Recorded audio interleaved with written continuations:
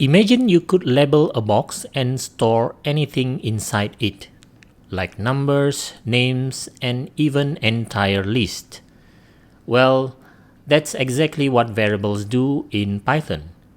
They are like containers where you can easily store and organize information, and you can change what's inside whenever you want.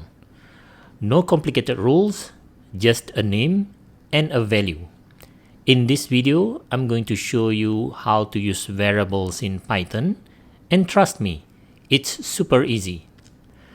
A variable in Python is a symbolic name that references or holds a value.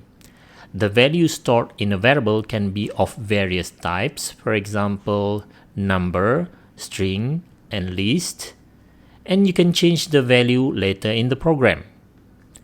Think of a variable as a container that stores data for processing. Imagine you are organizing things at home and you have a bunch of boxes. Each box holds something specific, like toys, clothes, or books. When you want to use or check what's inside, you look at the label and open the box.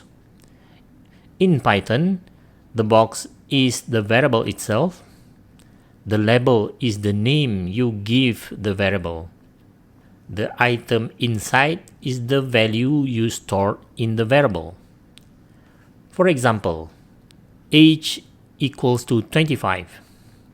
Here, age is the labeled box, and 25 is what's inside the box, which is the value. Later, if you want to change what's inside, you can simply put something else in that box. For example, you change age equals to 30.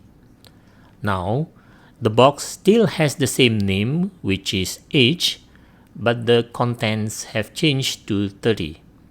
This is how variables store and update values.